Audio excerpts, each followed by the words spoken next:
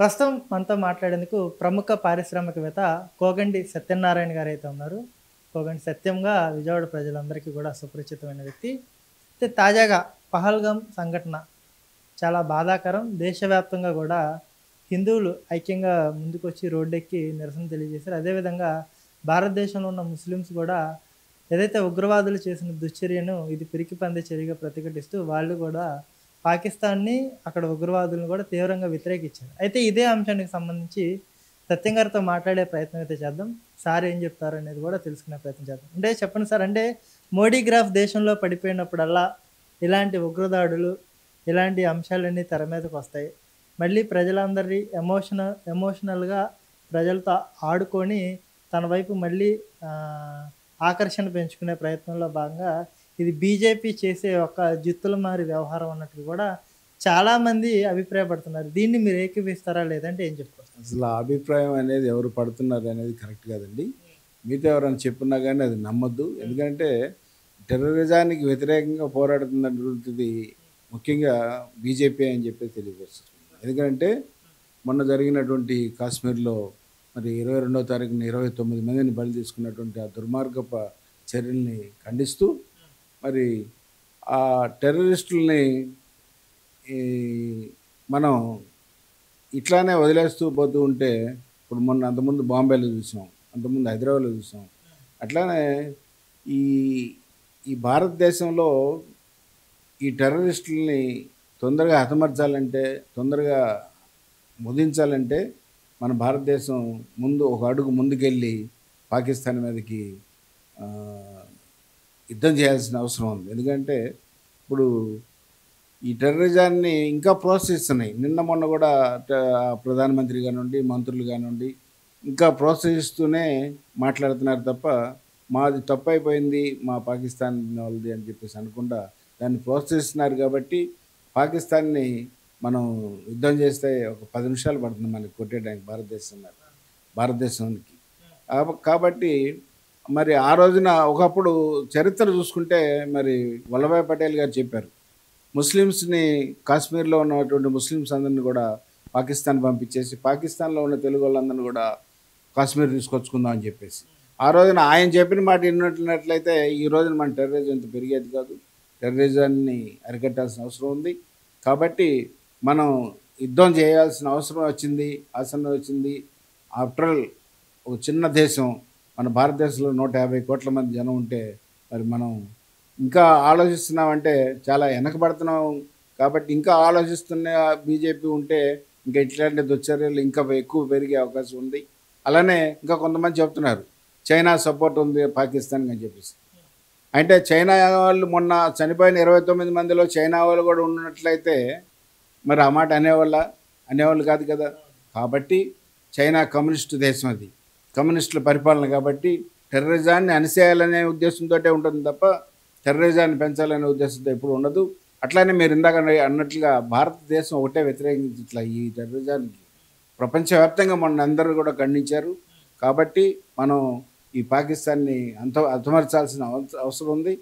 మరి ముదిగింపు తొందరగా ముగించాల్సిన అవసరం ఉందని చెప్పేసి మరి బీజేపీ వారిని కూడా కోరుకుంటున్నాను నేను. అంటే ప్రధానంగా చూసుకుంటే ఒక సమూహం, ఒక కొంతమంది మూక ఏకమయ్యి ఈ దాడికి పాల్పడితే యావత్తు అంటే పాకిస్తాన్లో ఉన్న 25 కోట్ల మంది ప్రజలను ఇబ్బంది పెట్టే విధంగా సింధు జలాలని నిలుపుదల చేసి ఏం సాధిస్తుంది భారతదేశం? అక్కడ కూడా ఉండేది సామాన్య మధ్యతరగతి ప్రజలే కదా. వాళ్ళకి నీళ్ళు ఆపేయడం వల్ల ఏంటి లాభం? ఇది కరెక్ట్ కాదు అన్నట్టుగా కూడా కొంతమంది సెక్యులర్ వాదులు మాట్లాడుతున్న పరిస్థితి. దీన్ని మీరు ఏకీభవిస్తారా? అది కరెక్ట్ కాదండి. ఎందుకంటే కొంతమంది ముసుగులో ఉండి కొంతమంది చేస్తున్నారని అంటే అక్కడ ప్రధానమంత్రి ఎందుకు సపోర్ట్ చేశాడు, అక్కడ మంత్రి ఎందుకు సపోర్ట్ చేశాడు అంటే పాకిస్తాన్ మొత్తం కూడా టెర్రరిజాన్ని ప్రోత్సహిస్తుంది. కాబట్టే నీళ్ళు మనం ఆపేయడం జరిగింది. నీళ్ళు ఆపేయడం అంటే మన వాటరు, మన నీరు తాగి బతుకుతూ మన తల్లిపాలు తాగి తల్లి రొమ్ము గుద్దుతున్నటువంటి దుర్మార్గప టెర్రరిస్టులని అణిసేయాలంటే మరి మీరు చెప్పింది కరెక్ట్ కాదు, నేను చెప్పేది కరెక్టు. ఆ పాకిస్తాన్ని హతమార్చాల్సిన అవసరం ఉందని చెప్పేసి తెలియజేస్తున్నాను. అంటే దాడిలో చాలామంది కూడా అమాయక ప్రజలు బలైపోయారు. అమాయకులకి సంతాపాన్ని తెలియజేసి జనసేన పార్టీ అధ్యక్షులు పవన్ కళ్యాణ్ గారు 3 రోజులు సంతాప దినాలను ప్రకటిస్తే అధికారికంగా చేయమని చెప్పేసి, బుద్ధున్నోడు ఎవడైనా 3 రోజులు ప్రకటిస్తాడా? ఒక రోజు చేస్తారు, పక్కకు వచ్చేస్తారు. పవన్ కళ్యాణ్‌కి అసలు బుద్ధుందా అన్నట్టుగా కూడా వైసీపీ ఈ అంశాన్ని ప్రజల్లోకి చూపించే ప్రయత్నం చేస్తుంది. దీన్ని మీరు ఎలా చూస్తారు? ఇవాళ వైసీపీ గురించి మాట్లాడుకోవాల్సిన అవసరం లేదండి. ఎందుకంటే అంటే దీన్ని కూడా వాళ్ళు రాజకీయంగా ఉపయోగించుకోవడం కోసమే వైసీపీ వాళ్ళు ఇట్లాంటి మాటలు మాట్లాడుతున్నారు తప్ప, కేవలం పవన్ కళ్యాణ్ గారు 3 రోజులు సంతాప దినాలంటే, ఇప్పుడు దాంట్లో జగన్ గారే ఉన్నారు అనుకుందాం, లేదా జగన్ గారి ఫ్యామిలీ ఉన్నారు అనుకుందాం, 29 మందిలో చనిపోయిన వాళ్ళలో, మరి అప్పుడేమనేవాళ్ళు? ఆ మాట అనేవాళ్ళ వీళ్ళు? కాబట్టి వైసీపీ మాట్లాడడం తప్పది. ఎందుకంటే సంతాపాన్ని తెలియపరచాల్సిన అవసరం ఉంది. వాళ్ళకి నేను కూడా నా విప్లవ జోహార్లు తెలియజేస్తున్నాను చనిపోయిన వాళ్ళందరికీ కూడా. అంటే అధికారంలోకి రాకముందు పవన్ కళ్యాణ్ అనే వ్యక్తి సెక్యులర్ భావజాలాన్ని నింపుకున్న అనువనువున నేను క్రిస్టియన్ని మ్యారేజ్ చేసుకున్నా, నా పిల్లలని క్రిస్టియన్ పద్ధతిలోనే పెంచుతున్నాను అన్నట్టుగా మాట్లాడుతున్న వ్యక్తి ఈ రోజున ఒక్కసారిగా అధికారం రుచి చూసిన తర్వాత సనాతనం అనే ఒక కొత్త అంశాన్ని భుజాన్ని వేసుకున్నాడు. పూర్తిగా బీజేపీతో మ్యారేజ్ చేసుకున్నాడు, చంద్రబాబుతో ప్యాకేజీ ఒప్పందం కుదుర్చుకున్నాడు, పూర్తిగా పవన్ కళ్యాణ్ మారిపోయాడు అన్నట్టుగా కూడా వైఎస్ఆర్సీపీ సాక్షి మీడియాలో ప్రత్యేకంగా డిబేట్స్ పెట్టి మరి ఒక కొత్త అంశాన్ని ప్రజల్లోకి చూపించే ప్రయత్నం చేస్తుంది. దీన్ని మీరు ఎలా చూస్తారు? అసలు సాక్షిలో వచ్చే కూడా మీరు నమ్మాల్సిన అవసరం లేదు. ప్యాకేజ్ అనేది కూడా కరెక్ట్ కాదు. నువ్వు సరిగా పరిపాలించక రాష్ట్రాన్ని సర్వనాశనం చేసావు కాబట్టి కేవలం పవన్ కళ్యాణ్ గారు చంద్రబాబు గారు కలిసి ఈ రాష్ట్రంలో 156 సీట్లు రావడం అంటే మరి కేవలం వాళ్ళు కష్టపడ్డారు కాబట్టి వచ్చింది, కానీ ప్యాకేజ్ అనేది పవన్ కళ్యాణ్ అనడానికి వీల్లేదు. అట్లనే సాక్షిలో వచ్చినాయి అన్నీ కూడా నమ్మాల్సిన అవసరం లేదు. ఎందుకంటే ఇవాళ మనం చూస్తున్నాం అసలు ఏ పార్టీకి ఆ పార్టీ, ఏ ఛానల్కి ఆ ఛానల్ పెట్టుకుంటున్నారు. అట్లాంటి సందర్భంలో మరి టీడీపీ పవన్ కళ్యాణ్ గారు పార్టీ ఏ టీవీలు పెట్టుకోలేదు, ఏ ఛానల్స్ పెట్టుకోలేదే. కానీ మీరు నమ్మాల్సిందల్లా టీడీపీలో ఉన్నటువంటి ఎమ్మెల్యేలని, ఎంపీలని, రాజ్యసభ సభ్యుల్ని, అట్లనే వీళ్ళందరినీ కూడా చాలా జాగ్రత్తగా చూసుకోవాల్సిన అవసరం ఉంది ఈ రాష్ట్రం. ఎందుకంటే ఈరోజు ఈ పార్టీలో ఉంటే రేపొద్దున ఇంకో పార్టీలోకి వెళ్ళిపోతున్నది. మరి అట్లా జగన్ గారు మాట్లాడుతున్న మాటలు చూస్తుంటే, జగన్ గారు ఆ టీవీ మాట్లాడుతున్న ఛానల్లో వస్తున్నటువంటి అన్నీ చూస్తుంటే అవన్నీ నమ్మాల్సిన అవసరం లేదు మీరు చెప్పినట్లుగా.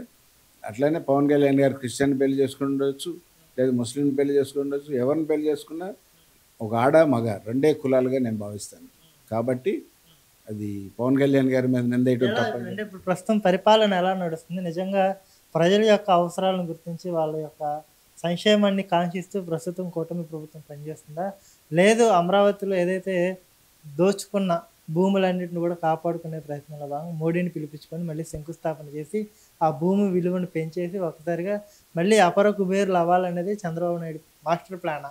వీటన్నిటి గురించి మాట్లాడాలి, మోడీ రాక గురించి కానివ్వండి, ప్రస్తుతం సంక్షేమం గురించి కూడా మాట్లాడాలంటే మీరేం చెప్తారు? లేదండి, సంక్షేమాలకు వచ్చేటప్పటికి ఇప్పుడు జగన్ గారు వచ్చారు, ఫస్ట్ నెలలోనో, రెండో నెలలోనో, 4 నెలలో, 3వ నెలలోనే అన్ని పథకాలు అమలుపరచలేదు కదా, నిదానంగా అమలుపరుస్తారు. అట్లనే మరి ఒక్కొక్కటి చేసుకుంటూ వస్తున్నారు చంద్రబాబు నాయుడు గారు. అట్లనే మరి మీరు అన్నట్లుగా ఇందాక భూముల రేట్లు పెంచుకోవడానికి అని చెప్పేసి అని అనుకుంటే ఇంకో 40,000 ఎకరాలు ఇవ్వడానికి రైతులు సిద్ధంగా ఉన్నారు. మరి ఎందుకని? ఈ రాష్ట్రాన్ని డెవలప్ చేస్తాడనే నమ్మకం మరి పవన్ కళ్యాణ్ గారి మీద, చంద్రబాబు నాయుడు గారి మీద, మరి లోకేష్ బాబు గారి మీద ఉంది కాబట్టే ఇంకా 40,000 ఎకరాలు ఇవ్వడానికి సిద్ధపడ్డారు తప్ప ఇదేదో రియల్ ఎస్టేట్ వ్యాపారం చేయడానికి చంద్రబాబు నాయుడు గారు చేస్తారని మాత్రం అనుకోవద్దని చెప్పేసి నేను తెలియజేసుకుంటాను. రాష్ట్ర ప్రజలకు కానివ్వండి, ప్రస్తుతం వైఎస్సీపీకి కానివ్వండి, మీ నుంచి ఏమన్నా స్వీట్ వార్నింగ్ ఇస్తారా? ప్రజలకి ఏమన్నా మంచి ఉపయోగపడే మాట చెప్తారా? లేదండి, ఈ రాష్ట్రం డెవలప్మెంట్ కోసం ఎవరైతే కృషి చేస్తారో వాళ్ళకి మా అందరి సపోర్ట్ ఉంటుంది. అందరూ సపోర్ట్ ఇవ్వాల్సిన అవసరం కూడా ఉంది. ఈ రాష్ట్రంలో ఉన్న ప్రజలందరూ కూడా ఈ రాష్ట్రాన్ని ఎవరు డెవలప్ చేశారు, ఎవరు నాశనం చేశారు అనేది ఆలోచించి మరి సపోర్ట్ చేయాల్సిన అవసరం ప్రజలందరికీ కూడా ఉందని చెప్పి తెలియజేసుకుంటాం. ఈ మధ్యకాలంలో చంద్రబాబు నాయుడు గారు P4 ప్రాజెక్ట్ పేరుతో కొంతమంది సెలెక్టెడ్ పీపుల్ని ఎంపిక చేసుకొని ఇన్ని కుటుంబాలని మీరు దత్తత తీసుకోండి, వీళ్ళని పేదరికం నుంచి కొంచెం ఉన్నత స్థితిలోకి తీసుకురండి అన్నట్టుగా ఒక మోడల్ని చంద్రబాబు నాయుడు గారు ప్రవేశపెట్టారు. దాన్ని కొంతమంది జీర్ణించుకోలేని వ్యక్తులు భయంకరంగా వ్యతిరేకిస్తున్నారు. అంటే సడన్గా వెళ్ళి ఆగడం, ఆ కుటుంబాలతో మాట్లాడడం, వాళ్ళకి కొంత భరోసా ఇవ్వడం, మీకు మేము చూసుకుంటాం అన్నట్టుగా. ఇదంతా కూడా ఒక పెద్ద డ్రామా. చంద్రబాబు కూడా మొదటి నుంచి కూడా ఇలాంటి డ్రామాలు చేయడంలో ఆరితేరిపోయాడు అన్నట్టు కూడా ఒక వర్గం విమర్శలకైతే తావిస్తుంది కదా! దీన్ని మీరు ఎలా చూస్తారు? ఇది కేవలం నేను అనుకోవటం వైసీపీ పార్టీ వాళ్ళు వేస్తుంది అంతే తప్ప అది కరెక్ట్ కాదని చెప్పేసి నేను అనుకుంటున్నాను. వర్కౌట్ అయిద్దంటారా P4 పద్ధతి? అంటే పేదరిక నిర్మూలన అనేది? పేదరిక నిర్మూలన అనేది ఎర్ర జెండా వచ్చిన రోజునే వర్కౌట్ అవుతుంది అంతే తప్ప ఎర్ర జెండా రావాల్సిందే తప్ప యజమానికి నీ రక్తం మధురా తిరగబడ్డ నాడే నీకు సుఖంరా అనే రోజులు వచ్చిన రోజునే ఈ దోపిడీ వ్యవస్థని, ఈ దోపిడీదారులని అందరినీ కూడా, ఈ దోపిడీ దొంగల్ని, ఈ రాజకీయ నాయకుల్లో దోపిడీ చేస్తున్నటువంటి వాళ్ళందరినీ కూడా అరికట్టి వాళ్ళందరినీ కూడా ఎన్కౌంటర్ చేసినట్టు చేసే రోజులు వస్తాయి, తప్పకుండా వస్తాయి. ఆ రోజునే ఈ ఈ భారతదేశానికి న్యాయం జరుగుతుంది తప్ప ఇప్పుడు మీరు చెప్పినట్లుగా సాక్షి పేపర్లో వచ్చినాయన్నీ కూడా నమ్మాల్సిన అవసరం లేదు, సాక్షి న్యూస్లో వచ్చినాయన్నీ కూడా కరెక్ట్ అనుకోవాల్సిన అవసరం లేదు. అలానే మొన్న చంద్రబాబు నాయుడు గారు పెట్టినట్టుగా డబ్బు ఉన్న వాళ్ళల్లా డబ్బు లేని వాళ్ళు వెళ్ళి నేను నిన్ను దత్తత తీసుకుంటానని చెప్పి చెప్తున్నారంటే అది కొంతమందికి సాధ్యపడుతుంది తప్ప కొంతమంది సాధ్యపడదు. ఆయన ఎవరో ఒక ఆయన 10 కోట్లు ఇచ్చారు అంతే, ఇంక తర్వాత ఇంకెవరో ఇవ్వలేదు. ఎవరు దత్తత తీసుకున్నట్టు అక్కడ కనిపించలేదు. కానీ ప్రయత్నం అనేది చంద్రబాబు నాయుడు గారు చేస్తారు. ఆయన ట్రై చేస్తాడు కాబట్టి, కష్టపడతాడు కాబట్టి ఆయన అదొక ప్రయత్నం చేశాడు. ఆ ప్రయత్నంలో డబ్బులు ఉన్న వాళ్ళందరూ కూడా ముందుకు వస్తే న్యాయం జరగవచ్చు. కానీ ముందుకు వచ్చే పరిస్థితులు ఈ భారతదేశంలో, ఈ రాష్ట్రంలోనే కాదు భారతదేశంలోనే లేదు.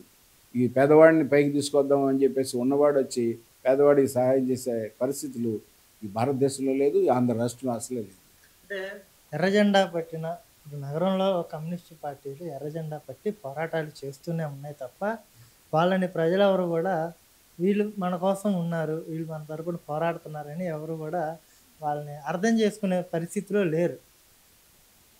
కరెంటు బిల్లులు పెరిగినా, లేకపోతే వాటర్ రాకపోయినా, లేకపోతే ఇతరత్ర ఏదైనా ఇబ్బందులు ఎదురైనా, ప్రజా సమస్యలు ఎదురైనప్పుడు ఎర్రజెండా నాయకులు వచ్చి వాళ్ళకి అండగా నిలబడి పోరాటాలు చేస్తున్నారు. ఎందుకు ఈ పోరాటాల్లో ప్రజలు భాగస్వామ్యం కాలేకపోతున్నారు? ఎందుకు పోరాటాలకే కమ్యూనిస్ట్ పార్టీ పరిమితం అయిపోతుంది? అసలు ఎందుకు ఇంత దీనావస్థకి ఈ కమ్యూనిస్ట్ పార్టీ దిగజారిపోయింది? రండి మీకోసం మేము నిలబడతామని చెప్పేసి చేతులు చాచి అడుక్కునే పరిస్థితికి ఎందుకు ఈ ఎర్రజెండా అంటే ఈ కమ్యూనిస్ట్ పార్టీ దిగజారిపోయింది? దీనికి గల కారణాలు ఏంటి అంటే ఏం చెప్పుకొస్తారు? కమ్యూనిస్టు పార్టీలు ఎప్పుడూ దిగజారు అండి. ఎందుకంటే అడుగుతున్నారు కదా సార్, రండి చేద్దాం రండి అని అడుగుతున్నాం. కానీ ఎందుకు రావట్లేదంటే వీళ్ళు ఈ అధికారంలో ఉన్న ఏ పార్టీ అధికారంలో ఉన్నా సరే ఏదో ఒక తప్పుడు కేసులు పెట్టే ఏదైనా హెరాస్మెంట్ చేసి లోపలేస్తారనే ఉద్దేశంతో కేవలం జనం ముందుకు రావట్లేదు. అదే కాకుండా మా కమ్యూనిస్టుల్లో కూడా మరి 175 సీట్లు ఎందుకు పోటీ చేయరు? ఇప్పుడు ఓ చీపిరి పట్టుకొని క్రేజీ వాళ్ళ ఢిల్లీ లాంటి మహానగరాన్నే ఊడ్చేసినటువంటి ఆమ్ ఆద్మీ పార్టీ లాగా ఉభయ కమ్యూనిస్టులు 175 సీట్లకు పోటీ చేయగలిగితే రేపు 2029లో రాకపోయినా కనీసం 34లో అయినా మూడో వ్యక్తి ఉన్నాడు. ఎందుకంటే ఇవాళ టీడీపీయా వైసీపీయా అనేదే కనిపిస్తుంది. మూడో వ్యక్తి లేడు కాబట్టి ఈ ఇద్దరిలో ఎవరో ఒకరికే వేస్తున్నారు. కాబట్టి మా కమ్యూనిస్టులు రేపు 175 సీట్లు కూడా పోటీ చేస్తే మరి కనీసం 34లో అన్నా కానీ జనం కమ్యూనిస్టులు ఓట్లేసి 175 సీట్లు కూడా గెలిపించే అవకాశం ఉందని చెప్పేసి నేను అనుకుంటున్నా. కమ్యూనిస్టులకు బుద్ధి రావాలి. ఉభయ కమ్యూనిస్టులే కాదు, సోషలిస్ట్ పార్టీలు అన్నీ కూడా కలిసి ఏకంగా ఓ తాటి మీదకి వస్తే రేపు చేయండి. ఓ రిక్షా కార్మికుడికి ఒక సీట్ ఇద్దాం, ఒక ముఠా కార్మికుడికి ఒక సీట్ ఇద్దాం. ఒకళ్ళు ఇంకోటి అలా 175 మంది లేరా మనకి? పార్టీ సిపిఐ పార్టీ నుంచి 2000 మంది పార్టీ మెంబర్లు ఉన్నారు, కానీ 400 పేపర్లు వెళ్తుంటాయి. అంటే పార్టీ కార్యకర్తలే పార్టీని సహకరించట్లా. ఆ సహకరించే రోజు రావాలంటే ఇంకా తిరుగుబడి అందరు కలిపి ఒక ఎర్ర జెండా పట్టుకోండి అని చెప్పేసి ప్రజలు తన్నే రోజులు వస్తాయి. వచ్చిన రోజునే మరి మన కమ్యూనిస్టులు అధికారంలోకి వచ్చే అవకాశం ఉందని చెప్పేసి. అదే కాకుండా కరెంట్ రేటు పెరిగినా, గ్యాస్ రేటు పెరిగినా, ఏ రేట్లు పెరిగినా, ఎటువంటి అన్యాయం జరిగినా సరే వస్తున్న 100-200 మంది అయినా సరే ఎర్ర జెండా అంటేనే భయపడుతున్నారు జనం. అధికారంలో ఉన్నా సరే, ఎన్ని సీట్లు వచ్చినా సరే అధికార పార్టీలు భయపడుతున్నటువంటిది ఆ 200 మందిని చూసుకొని ఆ రాష్ట్రం పరిపాలిస్తుంది ఏ రాష్ట్రం అయినా సరే ఎర్ర జెండాను చూసుకొని భయపడుతున్నాయి కదా తప్ప మరి ఎర్ర జెండా అంటే కలిసి ఉండాల్సిన అవసరం ఉందని చెప్పేసి నా ఉద్దేశం. నేను కోరుకుంటున్నాను కూడా. అంటే ఈ మధ్య కాలంలో ఒకప్పుడు నాయకులు అనేవాళ్ళు జనంలో నుంచి పుట్టేవాళ్ళు, మీకు తెలిసిన విషయం. ఇప్పుడు నాయకులు ఇళ్లలో వారసత్వంగా పుట్టేస్తున్నారు. ఎమ్మెల్యే ఒకసారి ఎమ్మెల్యే అయితే కొడుకు కూడా ఆటోమేటిక్గా నెక్స్ట్ ఎమ్మెల్యేకి పోటీ చేయడానికి సిద్ధపడిపోతున్నారు. నాయకులు అనేవాళ్ళు ఇప్పుడు జనంలో నుంచి పుట్టాల్సింది పోయి ఇప్పుడు ఇళ్లలో నుంచే అంటే ఆయా స్థానాల్లో నుంచి పుట్టుకొస్తున్నారు కదా. ఇక కమ్యూనిస్టులోనైనా నాయకులు పుట్టుకొచ్చే పరిస్థితి ఉంటుందా? కమ్యూనిస్టుల్లో కూడా వారసత్వ రాజకీయాలు కొనసాగే పరిస్థితి కనిపిస్తుంది. అసలు ఈ ఎమ్మెల్యే ఒకసారి ఎమ్మెల్యే అయితే మళ్ళీ వాళ్ళ కొడుకుని నిలబెట్టి వాళ్ళని కూడా ప్రమోట్ చేసి ఒక బ్రాండ్ క్రియేట్ చేసి ఈ సంస్కృతి పోవాలి, మళ్ళీ నాయకులు అనే వాళ్ళు జనం నుంచే రావాలి అంటే మీ దగ్గరే ఉన్న ప్లాన్ ఏమైనా ఉందా అంటే మీరేం చెప్తారు? మా కమ్యూనిస్టులకు మాత్రం అది లేదండి. ఎందుకనంటే నేను చెప్పగలుగుతున్నాను, పశ్చిమ బెంగాల్ కానీ కేరళ కానీ త్రిపురలో కానీ ఎక్కడ కూడా మా వారసులను ఎవరిని తీసుకురాలేదు. వేరే క్యాండిడేట్స్ నిలబెట్టాం, వేరే వాళ్ళని పెట్టి పోటీ చేయించాము తప్ప 30 సంవత్సరాలు పరిపాలించినటువంటి పశ్చిమ బెంగాల్లో కానివ్వండి, కేరళలో ఒకసారి కాంగ్రెస్, ఒకసారి మా పార్టీ అధికారంలోకి వచ్చినప్పుడు కూడా, అలానే త్రిపురలో కానివ్వండి, త్రిపురలో 15 సంవత్సరాలు పరిపాలించాము. ఎప్పుడు కూడా వారసత్వం అనేది లేదు. ఈ వారసత్వం అనేది ఎక్కడి నుంచి వచ్చిందంటే ఈ దోపిడీ వ్యవస్థ పెరిగిన తర్వాత కాంగ్రెస్ పార్టీ నుంచి వచ్చింది వారసత్వం. మరి ఇందిరాగాంధీ తర్వాత, నెహ్రూ గారి తర్వాత ఇందిరాగాంధీ తర్వాత రాజీవ్ గాంధీ తర్వాత రేపు రాహుల్ గాంధీని తీసుకురావడానికి ప్రయత్నిస్తున్నటువంటి ఈ కాంగ్రెస్ పార్టీ, ఈ దుష్ట కాంగ్రెస్ పార్టీ ఆ పార్టీ నుంచే పుట్టుకొచ్చింది. ఆ పార్టీ నుంచి పుట్టుకొచ్చిన ఈ పుట్టగొడుగులన్నీ కూడా, ఈ ప్రాంతీయ పార్టీలన్నీ కూడా ఆ పార్టీ నుంచి పుట్టుకొచ్చినాయి. కాబట్టి ఆ వారసత్వాన్ని ఈ దోపిడీ కోసం చేయడం కోసం, ఈ భారతదేశాన్ని దోసేయడం కోసం, ఈ దోపిడీకి అలవాటు పడి వారసులను పెంచుతున్నారు తప్ప ఈ దోపిడీ చేస్తున్నటువంటి వాళ్ళని అరికట్టే రోజులు వస్తాయి. ఆ రోజులు రావాలని కోరుకుంటున్నాను. అంటే ఈ మధ్యకాలంలో జనంలో నుంచి పుట్టిన నాయకుడు ఎవరైనా ఉన్నారా మీరు చూస్తున్నారు ఈ గడిచిన 10 ఏళ్లలో? లేదండి, అది లేదు. ఎందుకు లేదంటే అదే తండ్రి దోసుకొస్తున్నాడు కదా, ఇంట్లో భార్య పిల్లలు చూస్తుంటారు కదా. అట్లా రేపొద్దున నా కొడుకు కూడా ఎమ్మెల్యేనో ఎంపీఓ మంత్రి అయితే వాడు కూడా దోసుకొస్తాడు, ఇంకా వస్తాడు. ఏమండి, జనంలోంచి వచ్చిన నాయకులు ఎవరు లేరండి, అంతా వారసులు ఎక్కువ మంది ఉన్నారు. జనంలోంచి కాకుండా నాయకులు ఎన్నుకున్న నాయకులు ఉన్నారు. మళ్ళీ అంటే చంద్రబాబు నాయుడు గారు వాళ్ళకి సీట్ ఇచ్చారంటే వాళ్ళు అట్లా వచ్చిన వాళ్ళు ఉన్నారు తప్ప జనంలోంచి నాయకుడిగా పెరిగి ఆ జెండా కిందకు వచ్చినవాడు ఎవడు లేడండి. ఎవడు గెలుస్తాడు అని చెప్పి చూస్తున్నారు. ఏ పార్టీ అయినా సరే ఎవడు ఓడిపోతాడు, ఎవడు గెలుస్తాడు, గెలిచేవాడిని చూసి ఏ పార్టీ వాడైనా సరే, ఏది పాత సీసాలో కొత్త సార్ అలాగా, కొత్త సీసాలో పాత సార్ అలాగా వాళ్ళని తీసుకొచ్చి సీట్లు ఇచ్చి గెలుస్తాడు అనుకుంటే సీట్లు ఇస్తున్నారు తప్ప జనంలోంచి నాయకులుగా ఎదిగినటువంటి వాళ్ళు ఎవరు లేరు. ఫైనల్గా ఓట్లు కొనుక్కొని రాజకీయాలు చేస్తున్నారు. ఓట్లుకి డబ్బులకి అమ్ముడుపోయి ఓట్లు వేస్తున్న పరిస్థితి కనిపిస్తుంది. అంటే ప్రజల్లో మార్పు లేదు, ఇచ్చే వాళ్ళలో మార్పు లేదు. వీళ్ళిద్దరిలో చేంజ్ లేదు కాబట్టి వీళ్ళకి మనం ఎంత చెప్పినా ఏమైనా ఉపయోగం ఉందంటారు? లేదు, ఉపయోగం లేదు. తీసుకోవచ్చు, తప్పులేదు. ఎందుకంటే వీళ్ళు 1000 కోట్లు కాజేస్తున్నారు, 100 కోట్లు ఖర్చు పెడుతున్నారు కాబట్టి తీసుకోవచ్చు, తప్పులేదు. తీసుకున్నా సరే మూడో వాళ్ళు ఎవరో ప్రత్యామ్నాయం కనిపించే వరకు కూడా ఈ 2 పార్టీలే ఉంటాయి. ఎక్కడైనా సరే, ఏ రాష్ట్రంలో అయినా సరే 2 పార్టీలే కనిపిస్తున్నాయి. మూడో ప్రత్యామ్నాయం కమ్యూనిస్ట్ పార్టీ రావాలని చెప్పేసి కోరుకుంటున్నాను. కమ్యూనిస్ట్ పార్టీ ఎందుకంటే మూడో ప్రత్యామ్నాయం ఉంటే వీళ్ళిద్దరి దగ్గర డబ్బులు తీసుకొని ఒకసారి చూద్దాం కమ్యూనిస్టులు అని చెప్పే ఉద్దేశంతో కమ్యూనిస్టులు ఓటేసే అధికారాన్ని ఇచ్చే అవకాశం ఉందిగా ఈ ఆంధ్ర రాష్ట్రంలో ముఖ్యంగా ఉంది. ఎందుకంటే ఆంధ్ర రాష్ట్రంలోనే కమ్యూనిస్ట్ పార్టీ అనేది పుట్టింది కాబట్టి మా కమ్యూనిస్టులకి ఈ బుద్ధి ఉండి ఇప్పటికైనా సరే కలిసి ఏకంగా ఒక జెండా పట్టుకోవాల్సిందిగా కోరుకుంటున్నాను.